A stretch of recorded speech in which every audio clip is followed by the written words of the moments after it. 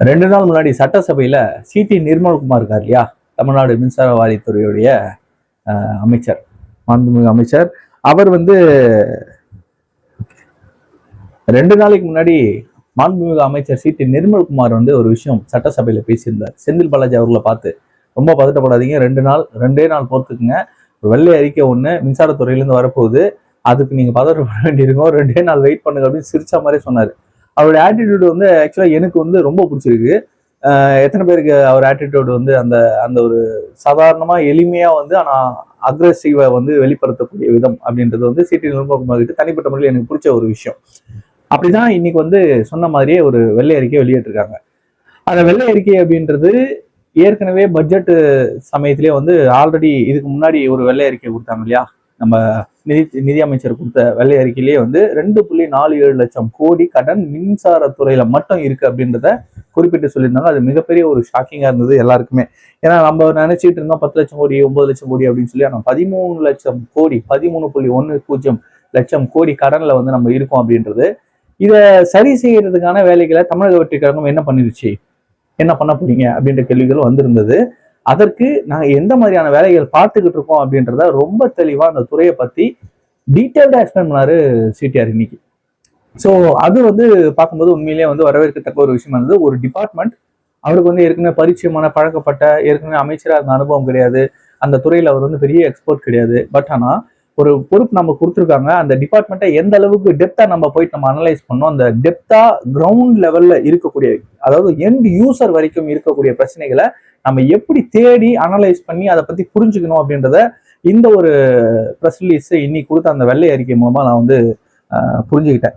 So அது உண்மையிலேயே ஏனோ தானோ ஏதோ கொடுத்தாங்க செஞ்சோம் அப்படின்ற மாதிரி இல்லாம ரொம்ப டெப்தா கொடுத்துருந்தாங்க. அதை நம்ம பார்க்க போறோம். முக்கியமா இதுல வேலை வாய்ப்பை பத்தி பெருசா பேசியிருக்காங்க.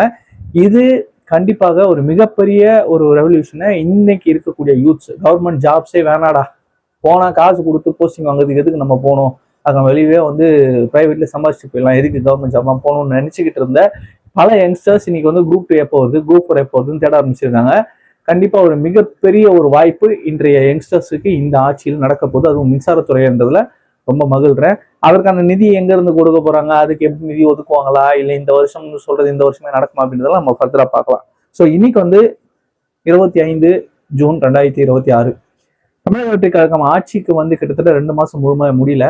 ஸோ ஆனா அதற்குள்ளார பல துறைகள்ல பல ரிஃபர்மேஷன்ஸ் பண்ணியிருக்காங்க. முக்கியமா மின்சாரத்துறை அப்படின்றது ரொம்ப ரொம்ப ரொம்ப முக்கியமான துறையா இருக்கு. கடந்த ஆட்சியில பாத்தீங்கன்னா செந்தில் பாலாஜி அவர்கள் இனிஷியலா மின்சாரத்துறை மற்றும் மதுவிலக்கு ஆயத்துறையை கையில வச்சிருந்தாரு. பிறகு அவர் சிறை சென்றதுக்கு அப்புறம் அதை வேற ஒருத்தருக்கு மாத்தி கொடுத்தாங்க, திரும்பவும் அவருக்கு பிரிச்சு கொடுத்தாங்க, திரும்பவும் அவர்கிட்ட இருந்து வாங்கி கொடுத்தாங்க. இந்த மாதிரி மாறி மாறி மாறி அந்த பொறுப்பு மட்டும் மாறிக்கிட்டு இருந்ததை தவிர வசூல் எல்லாம் ஒருத்தர் தான் பண்ணிட்டு இருந்தாரு. அந்த வசூல் தான் பார்ட்டி ஃபண்டு, அப்புறம் டிரான்ஸ்ஃபார்மர் வாங்குறத ஊழல், இதெல்லாம் வழக்குகள் போய்கிட்டு இருக்கு. ஸோ இப்போ இன்னைக்கு இந்த வெள்ளை அறிக்கையில முக்கியமா குறிப்பிட்டதை நம்ம பாக்குறோம். தமிழ்நாடு மின்சார வாரியத்துக்கு தற்போது ரூபாய் 2.47 லட்சம் கோடி கடன் உள்ளது. இருப்பினும் இந்த ஆண்டின் மின் கட்டணத்தை உயர்த்த போவதில்லை என்று வெள்ளை அறிக்கையை வெளியிட்டு பேசிய நிர்மல்குமார் அவர்கள் தெரிவித்தார். அமைச்சர் எவ்வளவு பிரச்சனை இருந்தாலும் மக்கள் தலையில அதை நம்ம கொண்டு போய் இன்னைக்கு இமிடியேட்டா நம்ம அதை தலையில தூக்கி போட வேண்டாம் அப்படின்னு சொல்லிட்டு இந்த விலை ஏற்றத்தை தடுத்திருக்காங்க. முக்கியமா அவர் சொல்றது பேசிக்கா நம்மளுடைய வரவு செலவு அது எல்லாமே வருது, அதை பார்த்துருவோம். மின்சாரத்துறையில நமக்கு வரக்கூடிய லாபம் வரவு அப்படின்றது இல்லையா, அதை விட செலவு ரொம்ப அதிகமா இருக்கு. ஆனா அதை ஈடுகட்ட நம்மளால முடியும். ஏன்னா செலவு கணக்கு இவங்க காட்டினது எல்லாத்துலயுமே ஒரு டெண்டர்லயும் ஒரு வேலையிலையும் 40% வரைக்கும் பஃபர் வச்சிருக்காங்க. 100 ரூபா பொருளை 140 ரூபாய்க்கு வாங்கியிருக்காங்க. ஸோ அந்த வேலையை குறைச்சாலே நம்மளுக்கு பாதிக்கு மேல இதுல பிரச்சனைகள் தீரும் அப்படின்னு சொல்றாரு.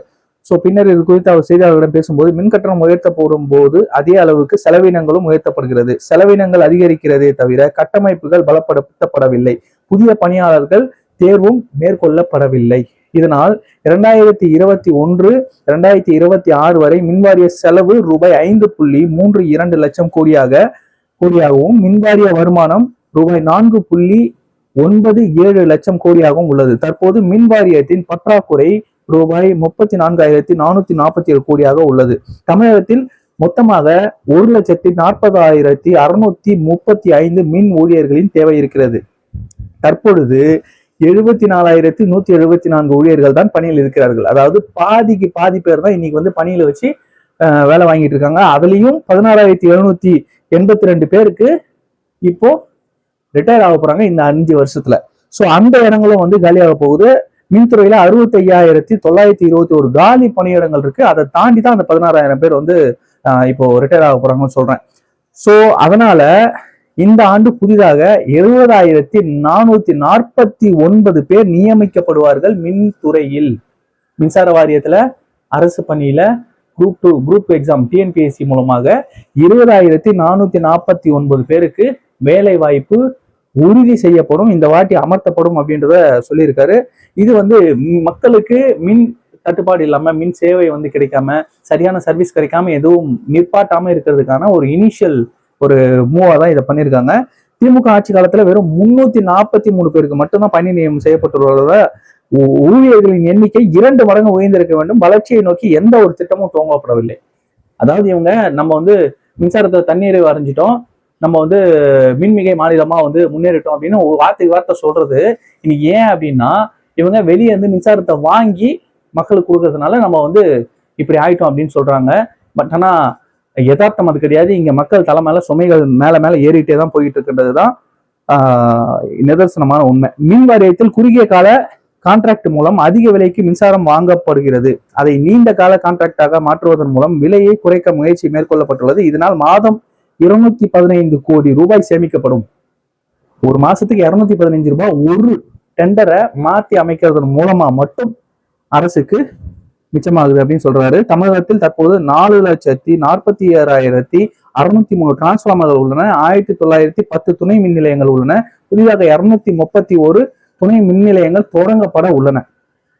மின்துறைக்கு மொத்தமாக ரூபாய் 2.47 லட்சம் கோடி கடன் உள்ளது. மின் வாரியத்தில் வரலாற்றிலேயே கடந்த ஆட்சி காலத்தில் தான் அதிக வருவாய் ஈட்டப்பட்டு அதே நேரம் அதிக செலவிடல் நடந்திருக்கிறது. அதாவது வருமானம் இன்க்ரீஸ் ஆயிருக்கு, அதுக்கு அதை விட அதிகமா செலவுக்கு வந்து கணக்கு காட்டியிருக்காங்க. அதே நேரம் 2021-2026 ஆண்டில் மின்வாரியத்தின் கடன் 87,399 கோடி ஆகும். இவ்வளவு வரவு இருந்து செலவு செய்து கடன் வாங்கி உள்கட்டமைப்பு பெரிதாக மேம்படுத்தப்படவில்லை. உட்கட்டமைப்புல எந்த அளவுக்கு மோசமா இருக்கு அப்படின்றத நம்ம ஏற்கனவே வந்து பார்த்துட்டோம். 2021 முதல் உப்பூர் அண்மின் நிலையம் திட்டம் தொடர்ந்து கிடப்பில் கிடைக்கிறது. ஒப்பந்த தொழிலாளர் பாதுகாப்பை உறுதி செய்ய நடவடிக்கை எடுக்கப்படும். இந்த விஷயம், இந்த ஒப்பந்த தொழிலாளர்களுடைய பாதுகாப்பு இருக்கு இல்லையா, இது வந்து பல முறை எனக்கே வந்து கம்ப்ளைண்ட்ஸ் வந்திருக்கு. நிறைய பேர் எங்கிட்ட வந்து அதை முறையிட்டு இருக்காங்க, புலம்பிருக்காங்க. லிட்டரலி நாங்க வந்து கான்ட்ராக்ட் எம்ப்ளாயிஸா எலக்ட்ரிக் இபி டிபார்ட்மெண்ட்ல வேலை செய்யறோம், பல வருஷமா வேலை செஞ்சுட்டு இருக்கோம். எங்களுக்கு கான்ட்ராக்டா பேசிக்கா கொடுக்குற சம்பளம் கொடுக்குறாங்க, ஆனா எங்களுக்கு பணி நிரந்தரம் கிடையாது, எங்களுக்கு ஒரு பிஎஃப் கிடையாது, இஎஸ்ஐ கிடையாது, ஒரு மெடிக்கல் இன்சூரன்ஸ் கிடையாது. சப்போஸ் வேலை செய்யும் போது ஏதாவது விபத்து ஏற்பட்டு நாங்க இறந்தா எங்களுக்கு எந்த ஒரு கிளைமுமே கிடையாது, கவர்மெண்ட் சைட்ல இருந்து எங்களுக்கு எந்த ஒரு பெனிஃபிட்டுமே கிடையாது அப்படின்றத ரொம்ப ஒரு வருத்தத்தோட சேர்த்து தெரிவிச்சாங்க. இன்னொன்னு, இதனாலதான் நாங்க வீட்டுகளுக்கு ஏதாவது ஒரு பிரச்சனை அப்படின்னு வந்தா 50-100 வாங்குறோம் அப்படின்றதே அவங்க சொல்லியிருந்தாங்க. இந்த விஷயத்த அவர் ரொம்ப உன்னிப்பா வந்து சொல்லியிருக்காரு. மின்துறை செயல்பாடுகள் இனி வெளிப்படைத்தன்மையுடன் இருக்கும். மின்வாரியத்தை மீட்டெடுக்க வேண்டும். தற்போது கடன் வாங்காமல் நிலையை சமாளிக்க முடியாது. இதை வந்து மேஜிக்லாம் பண்ணி இந்த எல்லாத்தையும் வந்து பண்ணிட முடியாது. பட் ஆனா இந்த வருஷம் கடன் கண்டிப்பாக வாங்குவோம். கடன் வாங்கி கடன் வாங்காம எதையும் சமாளிக்க முடியாது. ஆனா இதை மீட்டெடுக்கிற வேலையை செய்வோம். இவங்க எந்த நிலைமையில வந்து இந்த இபி டிபார்ட்மெண்ட் வச்சிருந்திருக்காங்கன்னா, எப்படி இன்னொரு ஆட்சி வந்துச்சு அப்படின்னா திரும்பவும் வந்து கடன் வாங்கி மேல போட்டு விளங்காம பண்ணி இதை பிரைவேட்டைசேஷன் பண்ணிடலான்ற பிளான்ல திமுக இருந்தது. பிரைவேட்டைசேஷன் இபியை கொடுக்கறதுக்கு எந்த ஒரு எண்ணமும் துளியும் கிடையாது. அதை மீட்டெடுக்கிறதுக்கான எல்லா வேலையும் நாங்க செய்வோம் அப்படின்னு சொல்லி ஒரு துறை அமைச்சராக ரொம்ப சிறப்பாக அதை சொல்லியிருக்காரு. இதுதான் வந்து உண்மையிலேயே வரவேற்கப்பட வேண்டிய ஒரு விஷயம். தொடர்ந்து இந்த ஆட்சியாளர்கள் மேல இருக்கக்கூடிய இந்த குற்றச்சாட்டுகள், ஊழல் குற்றச்சாட்டுகள் இருக்கு இல்லையா, அதுக்கெல்லாம் நிரூபிக்கிறதுக்கு என்ன வழி அப்படின்னு சொன்னா ஒவ்வொன்றா தேடிக்கிட்டு இருக்கோம். இப்படிதான் ஹார்ட் டிஸ்க் வந்து இப்போ போன மாசத்துல ஹார்ட் டிஸ்க்கு காணாம போன விஷயங்கள்லாம் நம்ம பார்த்தோம். இந்த மாதிரி பல விஷயங்கள்ல ஆவணங்களை அழிக்கிற வேலை, இல்லைன்னா அந்த சட்ட திட்டங்களையே வந்து மாத்தி ஊழலுக்கு ஏற்ற மாதிரி அதை வந்து வளைச்சி இவங்க வந்து ஊழல் செஞ்சிருக்காங்க. இதையெல்லாம் நிரூபிக்கணும் அப்படின்னா இத்தனை ஆண்டுகளாக விஞ்ஞான ஊழல் செஞ்ச திமுக இது சொல்ல வேணும். ஆனாலும் விட மாட்டோம்.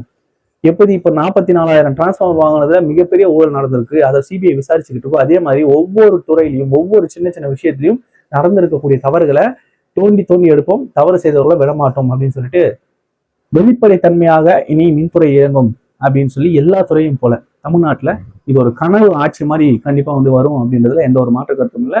இது கண்டிப்பா எந்த ஒரு ஆட்சியாளர்கள் வந்தாலும் முன்பிருந்த நம்மளை குறை சொல்றதும் அதுக்கப்புறம் அவங்களும் அதையே செய்யறதுமா தொடர்ந்து நம்ம பார்த்துக்கிட்டு இருந்தோம். நான் தமிழக வெற்றி கழகத்தை பொறுத்த வரைக்கும் நான் தொடமாட்டேன், மக்கள் பணத்தை தொட்டவங்களையும் விட மாட்டேன் அப்படின்ற அளவுக்கு இருக்கு இல்லையா.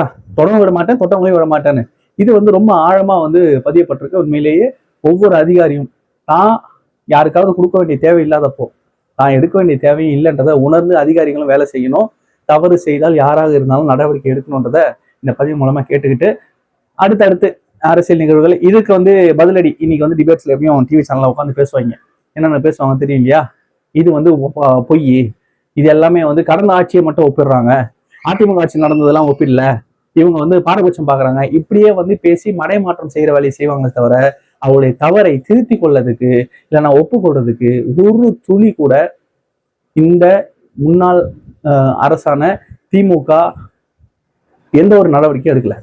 இன்னைக்கு கூட முன்னாள் முதலமைச்சர் மு.க. ஸ்டாலின் அவர்கள் ஏதோ கல்யாணத்துல போயிட்டு பாவம் முதல்வர் இப்படி எல்லாம் செய்யறாரு, அங்க கோப்புகளை எடுத்து பாருங்க, எல்லா இடத்துலயும் என் கையெழுத்து இருக்கும், அங்க நான் இருக்கேன், அங்க தேடி பாருங்க அப்படின்றாரு.